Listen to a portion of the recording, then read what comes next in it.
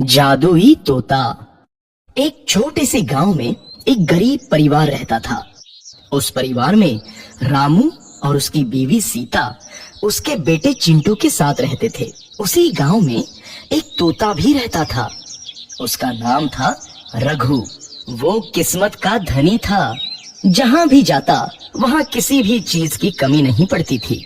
एक दिन रघु उड़ते उड़ते उस गरीब परिवार के घर गया।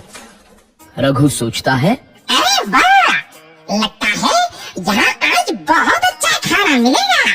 मैं पेट भर के खाऊंगा। वो एक कटोरी में रखे अमरूद देखता है।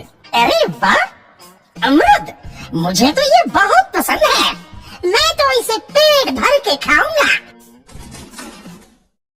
रघु तोता अमरूद खाने ही लगता है। तभी सीता रघु को अमरूद खाते देखती है तो गुस्सा हो जाती है और उसे वहां से भगा देती है। भाग यहाँ से, न जाने कहाँ से आ जाते हैं। मैं तो परेशान हो गई हूँ इनसे। सीता के भगाने के बाद रघु चुपचाप से एक कोने में रहता है। धीरे धीरे उस परिवार की बरकत होने लगती है। एक दिन रामू और सीता खाना खाते वक्त बातें करते हैं। आजकल हमारी बहुत तरक्की हो रही है, काम भी अच्छा चल रहा है। रामू कहता है। इस पर सीता कहती है, सच कहा, भगवान हमेशा ऐसे ही हम पर मेहरबान रहे। बेटा चिंटू भी कहता है, पिताजी, मुझे खिलौना लेके दो ना, मेरे सभी दोस्तों के पास है। रामू कहता है, ठीक है, जरूर लाऊंगा। सीता कहती है, कितने खुश है सब, मेरे परिवार को किसी की नजर ना लगे। एक तरफ ऐसी बातें होती हैं, तो दूसरी तरफ रसोई में रघु तोता भी अमरूद खाते रहता है। मजा आया, अमरूद खाया, मजा आया, अमरूद खाया, मजा आया। तभी सीता रसोई में आती है और रघु तोते को अमरूद खाते देख बहुत गुस्सा होती है। सीता रघु को बाहर निकालने के लिए पिंजरे में अमरूद रखती है। रघु जब अमरूद खाने लगता है तो पिंजरे का दरवाजा बंद हो जाता है और वो उसमें फंस जाता है। मुझे बाहर निकालो, मैं यहाँ फंस गया हूँ, मुझे बचाओ। अगले दिन सीता पिंजरा उठाकर बाहर दूर उस रघु को छोड़ देती है। रघु के जाते ही उनके घर आई बरकत धीरे धीरे कम हो जाती है। उन्हें बहुत घाटा होता है। सीता कहती है, ये क्या हो रहा है, अचानक इतना कैसे बदल गया? अभी तक तो सब कुछ अच्छा चल रहा था। रामू कहता है, लगता है भगवान हम पर रूठ गए हैं। चिंटू भी कहता है, लगता है अब मुझे खिलौने भी नहीं मिलेंगे। और वो रोने लगता है और बाहर चला जाता है। कुछ दिन बाद रघु तोता फिर से उस घर में आता है। वापस आया, मैं वापस आया, अब मैं जमकर अमरूद खाऊंगा। रघु सीधा रसोई घर में चला जाता है और अमरूद खाने लगता है।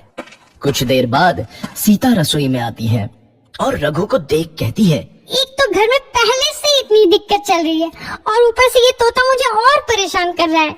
सीता रघु को वहाँ से भगा देती है। रघु उड़कर किसी कोने में छुप जाता है। कुछ दिन बाद धीरे धीरे उस घर की बरकत वापस आने लगती है। काम भी अच्छे से चलने लगता है। एक रात जब रघु तोता अमरूद खाने जाता है तो पिंजरे में फंस जाता है।